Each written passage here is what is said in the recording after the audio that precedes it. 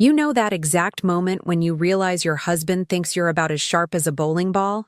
Well, I discovered that Blake apparently confused me with furniture, specifically the kind that doesn't have eyes or ears. My name is Zoe, I'm 32, and until 3 weeks ago, I thought I was living in a reasonably functional marriage. Turns out I was actually starring in my own personal soap opera, except nobody bothered to give me the script. It was a Wednesday afternoon when my perfectly organized world decided to cosplay as a demolition site. I was looking for my phone charger in Blake's car. You know, that innocent little search that has destroyed more marriages than a reality TV show. When I found something that made my stomach drop faster than my faith in humanity. A receipt. Not just any receipt, mind you. A receipt from Victoria's Secret for $180 worth of lingerie. Now, before you think, oh, how sweet, he's planning something romantic, let me paint you the full picture. The lingerie was size XS. I'm a solid size M and proud of it. Unless Blake was planning to shrink me in the wash, this little shopping spree wasn't for me. But wait, it gets better. The receipt had a name written on it, for my gorgeous Tiffany. And there, in Blake's handwriting that I know better than my own coffee order, was a little heart. A heart. This man who forgets to write "love you" on my birthday cards suddenly became Shakespeare for his side piece. I sat in that car for a full 10 minutes, staring at this piece of paper like it might suddenly transform into a grocery list or something equally innocent. But no, it just sat there being exactly what it was. Evidence that my husband of 6 years was cheating on me with someone named Tiffany, who apparently shops in the juniors section. Now, here's where most wives would either confront their husband immediately or have a dramatic breakdown in the driveway. But see, I work in event planning, which means I have two very important skills: keeping my composure under pressure and planning elaborate schemes that would make a military strategist weep with envy. So instead of screaming, crying, or throwing his golf clubs into the neighbor's pool, I decided to do something much more productive. I became a detective. Nancy Drew wishes she had my motivation. The first thing I did was check our joint credit card statements. Oh boy, what a treasure hunt that turned out to be. Apparently, Blake had been living a double life for months. Fancy dinners at restaurants I'd never heard of, hotel rooms booked on days he claimed to be working late, and, my personal favorite, a weekend spa trip that he told me was a boring work conference in Cleveland. Cleveland. My foot. The man went to Napa Valley with Miss Size XS while I was home organizing our spice cabinet and feeling guilty about eating ice cream for dinner. But the real kicker came when I decided to do a little social media stalking. And yes, before you judge me, desperate times call for desperate measures. And I was feeling pretty desperate. Tiffany Morrison, that's her full name. 26 years old, works as a dental hygienist, and apparently has an Instagram account dedicated to her fitness journey and living my best life. Every single photo looks like it was shot by a professional photographer, which either means she's incredibly talented with a selfie stick or someone's been helping her with those artistic shots. Want to guess who that someone might be? I scrolled through months of her posts, and it was like watching a highlight reel of my husband's disappearances. That hiking trip he took with his college buddy? There's Tiffany at the same trail, same weekend, wearing what suspiciously looks like Blake's favorite hiking jacket.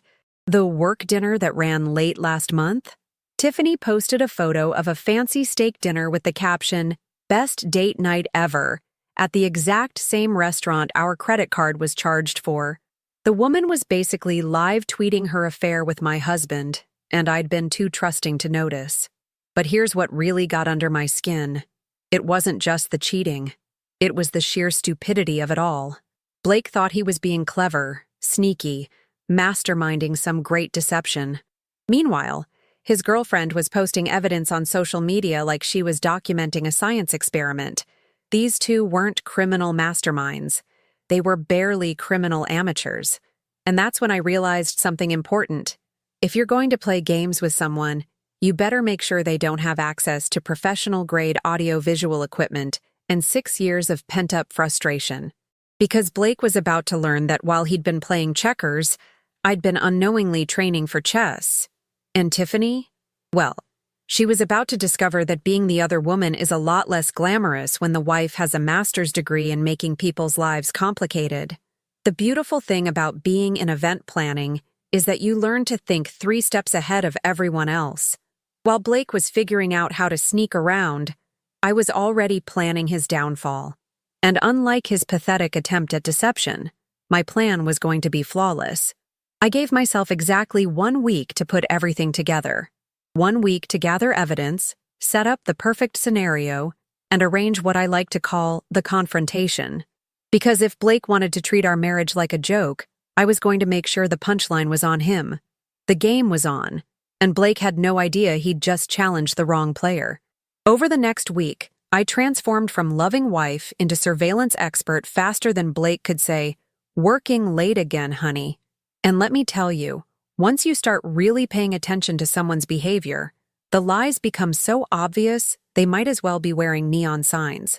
Take Monday, for example.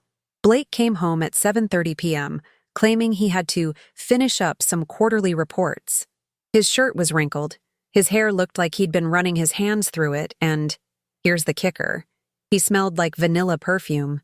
Now, unless the quarterly reports were written by a Victoria's Secret model, I'm pretty sure I knew where he'd actually been. When I asked how his day was, he launched into this elaborate story about spreadsheets and client meetings. The man gave me more details about his fake workday than he'd shared about his actual job in months.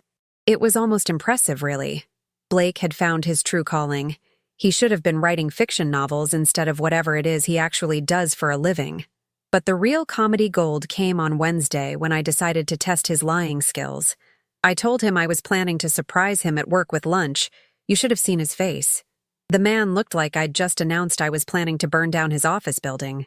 "Oh, you don't need to do that," he said, practically sweating through his shirt. "I'm going to be in meetings all day. Back-to-back meetings. Very important ones. You know how it is." Right. Because nothing says important business meeting like the motel receipt I found in his pants pocket later that evening. The beautiful thing about living with someone for 6 years is that you know all their tells. Blake touches his nose when he's lying. Always has. He also starts talking too fast and gives way too many unnecessary details. Wednesday night, he told me a 15-minute story about his lunch meeting with the Henderson account that included descriptions of what everyone ordered, how long they waited for a table, and the exact temperature of his coffee. I almost applauded. The man had created an entire alternate universe where he was the hardest working employee in corporate America. Meanwhile, I was doing some actual detective work. I'd installed a tracking app on our shared iPad, the one Blake never uses but always leaves connected to his phone. Suddenly, I had a front row seat to his daily adventure tours around town. Monday, the motel on 5th Street. Tuesday, Tiffany's apartment complex. Wednesday, a fancy Italian restaurant downtown. Thursday, back to the motel. Friday, Tiffany's place again. The man had a more exciting social calendar as a cheater than we'd had as a married couple in the past year. But the absolute best part was watching him try to cover his tracks at home. Blake, who normally couldn't remember to take out the trash without a written reminder, suddenly developed the organizational skills of a Pentagon operative. He started carrying his phone everywhere, even to the bathroom. He changed his passcode. He began doing his own laundry for the first time in our entire relationship. When I asked why he was suddenly so interested in household chores, he told me he was trying to be more helpful around the house. Sweet, right? Except the only clothes he was washing were the ones that came home smelling like vanilla perfume and guilty conscience. The irony wasn't lost on me that my husband was putting more effort into hiding his affair than he'd put into our marriage in months. When was the last time Blake had planned a surprise for me? When had he last brought me flowers, taken me somewhere nice, or even remembered what perfume I wear? But apparently, Tiffany was getting the full royal treatment. Fresh flowers delivered to her apartment twice a week. I know because I may have accidentally driven by her place a few times during my lunch breaks. Expensive dinners, weekend getaways, thoughtful little gifts that showed up on her Instagram with captions like, "Someone spoils me too much." Yeah. Someone spoils her too much with my husband's time and our joint credit card. The more I watched this pathetic display, the angrier I got. Not just at Blake, but at the sheer audacity of it all. This man was treating me like I was invisible while playing Prince Charming to a woman who posts selfies with captions like, "Just being me," and thinks that deep thoughts come with sunset filters. I started documenting everything. Screenshots of his location data, photos of receipts, credit card statements, even a few pictures I took when I followed him to one of their little rendezvous spots. Not because I'm a stalker, but because I learned a long time ago that when you're dealing with liars, evidence is everything. And Blake? Blake was lying about everything. The overtime he'd been claiming?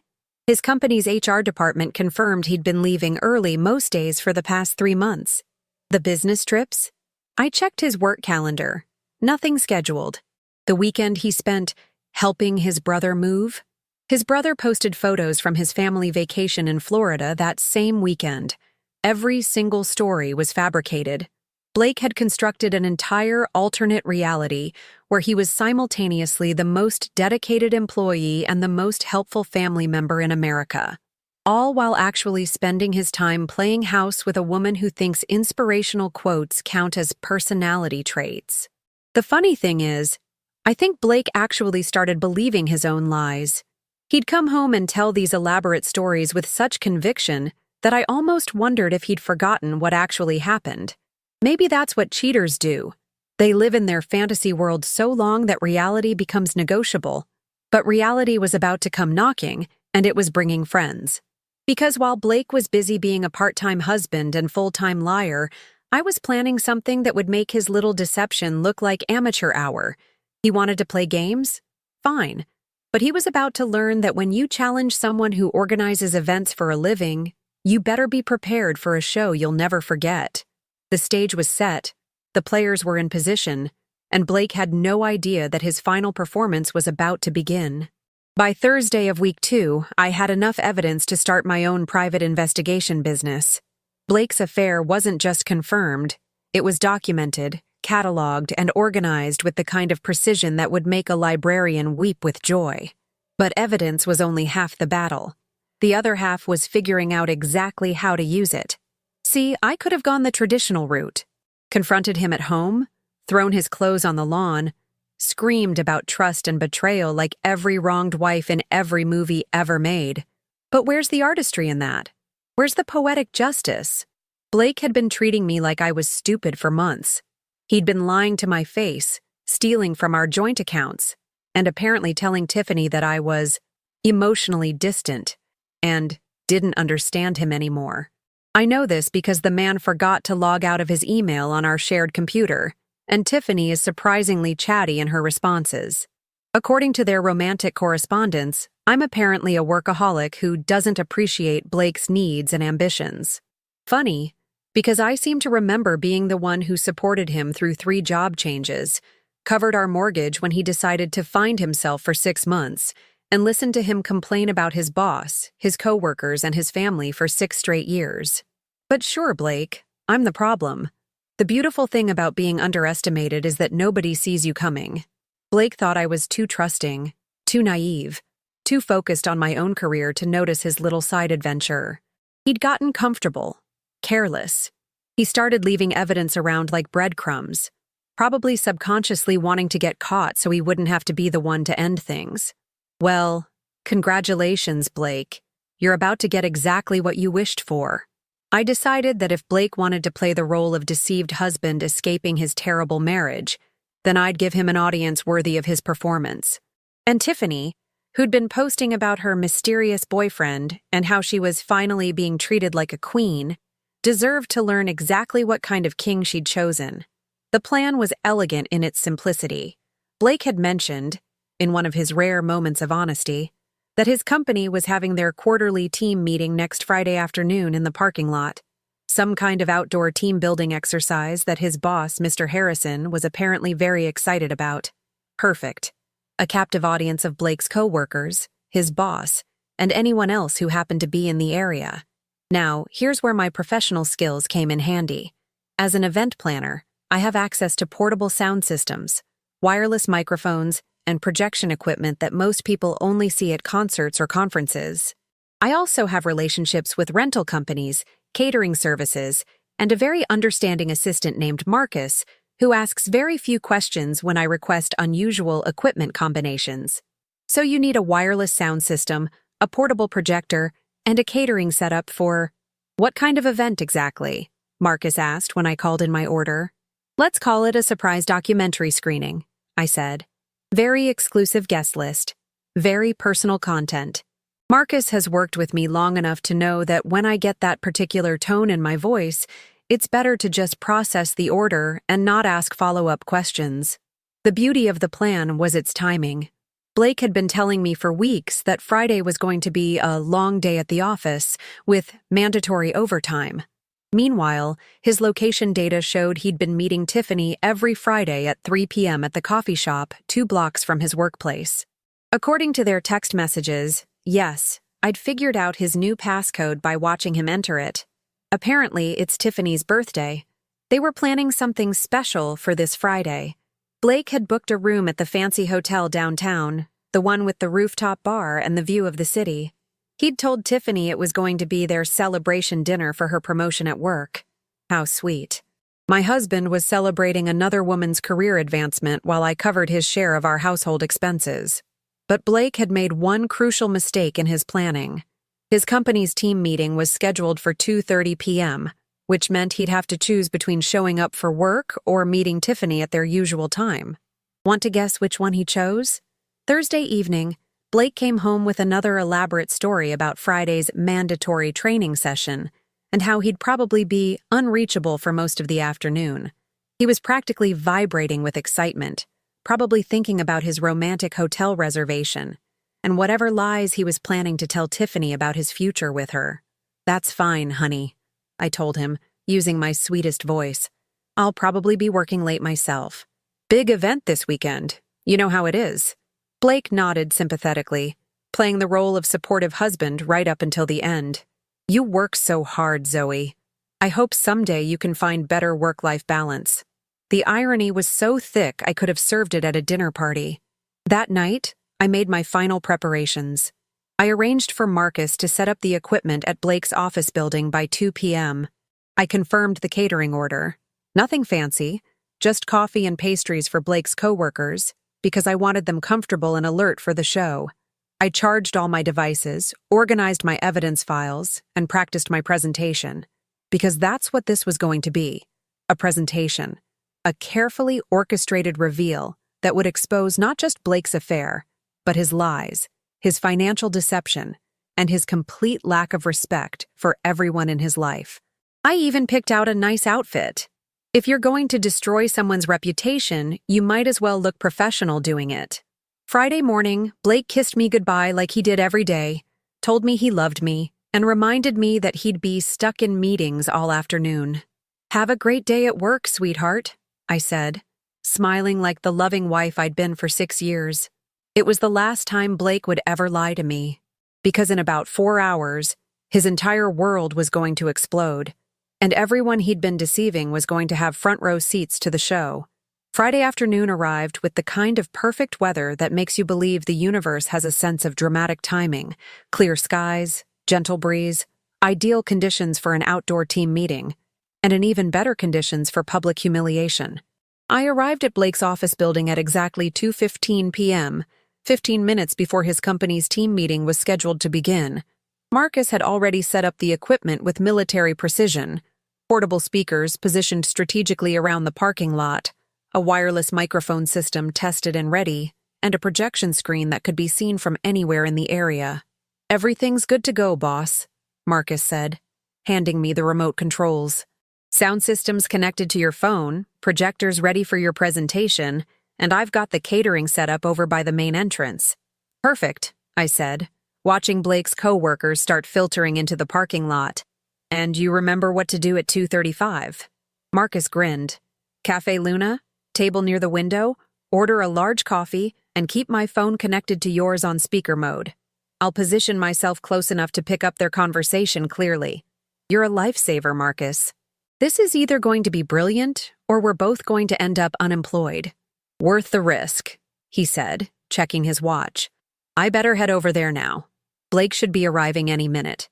I positioned myself near the back of the gathering crowd, close enough to see everything but far enough away to make my escape if necessary. Blake's boss was setting up his own presentation materials, completely unaware that his afternoon was about to take a very unexpected turn. At 2:25 p.m., I spotted Blake's car pulling into the parking lot across the street. Not his company's lot, but the public parking area next to the coffee shop where he always met Tiffany. Perfect timing. I activated the wireless microphone system and checked the projection screen one more time. Everything was ready. At exactly 2:30 p.m., Mr. Harrison called the meeting to order. "Thank you all for being here today," he announced to the crowd of about 30 employees. "I know it's unusual to hold our quarterly meeting outdoors, but I thought a change of scenery might be good for team morale." That's when I stepped forward and activated my microphone. "I hope you don't mind if I add a presentation to today's agenda," I said, my voice carrying clearly across the parking lot through the wireless sound system. The crowd turned toward me, confused but curious. Mr. Harrison looked puzzled but nodded politely.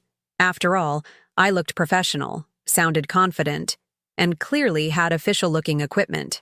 "My name is Zoe Chen, and I'm Blake Morrison's wife," I continued, noting how several people's expressions changed to recognition.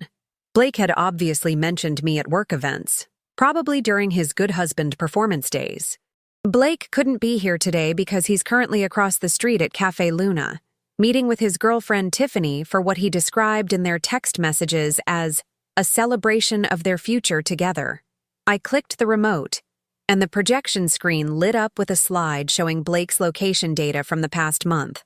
A neat map with pins marking every hotel, restaurant, and apartment complex he'd visited during his overtime hours. The parking lot went completely silent. "Now I know what you're thinking," I continued, warming up to my audience. "Maybe there's some misunderstanding. Maybe Blake really is working all those extra hours he's been claiming. So let me show you his actual work schedule, which I obtained through a very polite conversation with your HR department." Click. Next slide. Blake's official work schedule showing he'd been leaving early or calling in sick on every single day he'd claimed to be working overtime. Someone in the crowd whispered, "Oh my gosh."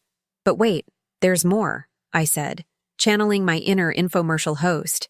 "Blake has also been financing this relationship with funds from our joint accounts. Here's a breakdown of his purchases over the past 3 months. Click.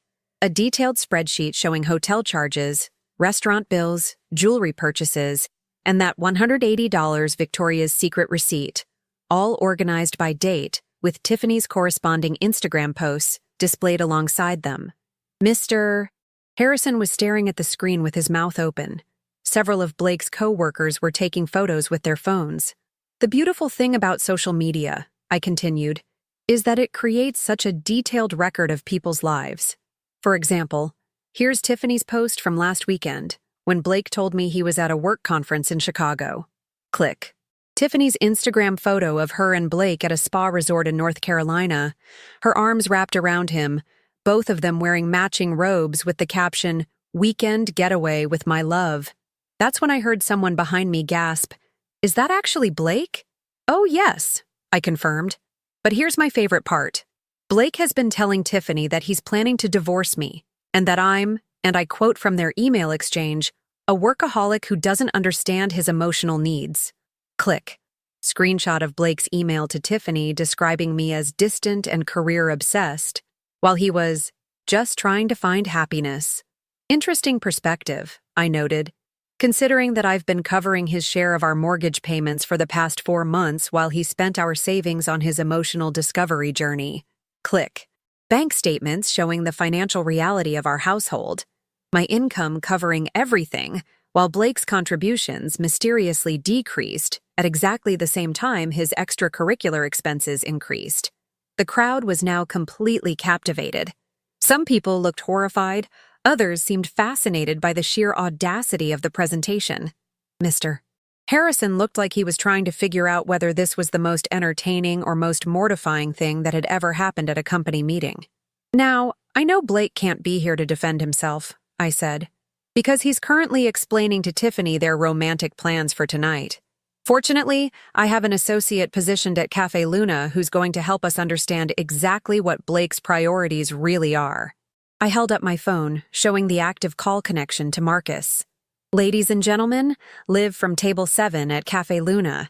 Here's what Blake Morrison is telling his girlfriend about his future plans while his co-workers are waiting for him at a mandatory work meeting. Marcus's voice came through clearly on the phone connection. And then, perfectly timed, Blake's voice filled the parking lot through the wireless speakers. Told Zoe I'd be stuck in meetings all afternoon, so we have plenty of time. I can't wait to get out of this job anyway. These people are so boring. And Harrison thinks he's so important with his stupid team meetings. The crowd's reaction was instantaneous. Gasps, murmurs of shock, and what sounded like someone trying not to laugh. Blake's voice continued. Once we're together officially, I won't have to pretend to care about any of this corporate nonsense. You and I can start fresh somewhere new. Tiffany's voice joined in. But what about Zoe? Have you told her yet about us? She'll figure it out eventually. Honestly, Tiff, she's so wrapped up in her own work that she probably won't even notice I'm gone until the bills start piling up. The silence in the parking lot was deafening. Mr. Harrison stepped forward and took my microphone. Well, he said to the crowd, I think we can consider today's team-building exercise a complete success. We've certainly learned a lot about teamwork, trust, and professional integrity. He paused and looked directly at me. Mrs. Morrison, would you be available to discuss Blake's employment status with me after this presentation? I smiled and spoke into my phone. Marcus, you can hang up now. Mission accomplished. I think Blake might be discussing his employment status with you himself very soon, Mr. Harrison. The aftermath was more spectacular than I could have imagined. Blake came running across the street exactly 17 minutes after I'd finished my presentation. Probably because someone at the coffee shop had recorded my little show and posted it on social media faster than you can say viral workplace drama. He arrived to find his entire company's staff still standing in the parking lot, many of them now enjoying the free coffee and pastries I'd provided, discussing the finer points of my evidence collection like they were reviewing a Netflix documentary. Zoe, he shouted, his face red and panicked. What are you doing here? What is all this? Oh, hi, honey, I said sweetly, packing up my presentation materials with the casual efficiency of someone who'd just finished a successful corporate training seminar. How was your meeting with Tiffany? Did you two make any interesting decisions about your future? Blake looked around at his co-workers, all of whom were staring at him with expressions ranging from amusement to disgust. And I watched the exact moment he realized that his carefully constructed double life had just been demolished in front of his professional network. This is crazy, he stammered. You can't do this here, at my workplace. Actually, Mr. Harrison interrupted, stepping forward with a folder in his hands. I think we need to have a conversation, Blake. My office now. Blake tried to protest, tried to explain, tried to salvage something from the wreckage of his deception. But it's hard to argue with time-stamped evidence and audio recordings of yourself describing your coworkers as boring idiots while you're ditching team meetings to meet your girlfriend. The meeting with Mr. Harrison lasted exactly 43 minutes. Blake emerged from the building carrying a cardboard box with his personal belongings and a facial expression that suggested he'd just been introduced to the concept of consequences for the first time in his adult life. Meanwhile, I'd driven home to find Tiffany sitting on my front porch, looking like someone had just explained to her that her mysterious boyfriend came with some very non-mysterious baggage. Are you Zoe? She asked as I got out of my car. Guilty as charged, I replied. Let me guess. Blake's been telling you stories about his terrible wife who doesn't understand him? Tiffany looked down at her hands. He said you guys were separated. He said you were getting divorced and just living together until the paperwork was final. Interesting, I said, unlocking my front door. Because I never agreed to a separation, never filed for divorce, and definitely never agreed to subsidize his dating life with our joint credit cards. I didn't know, she said quietly. I really didn't know he was still… he made it sound like you two were already over. I studied her face for a moment. Tiffany looked genuinely upset, genuinely surprised. Maybe she really hadn't known the full extent of Blake's lies.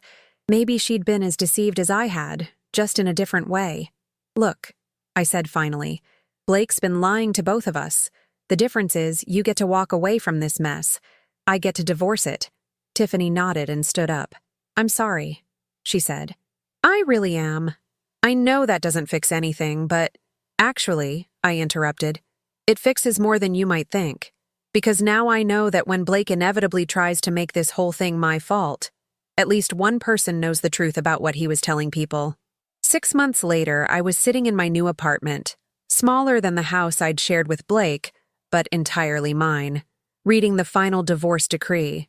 Blake had tried to claim he deserved half of everything because he'd been emotionally neglected during our marriage.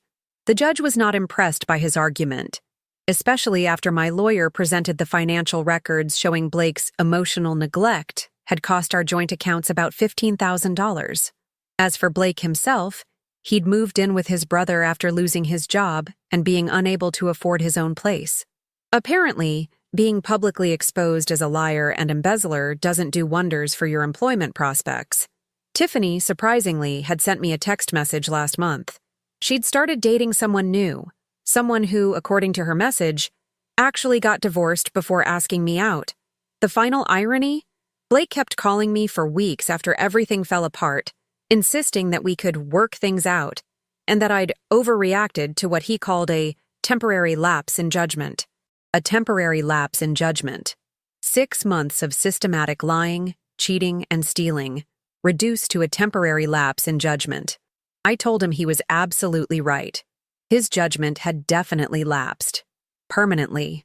These days, when people ask me about my marriage, I tell them that Blake taught me something valuable about trust. It's not about believing everything someone tells you. It's about making sure that if they lie to you, they're at least smart enough not to document it on social media. Turns out, I married the wrong kind of storyteller, but I became exactly the right kind of narrator.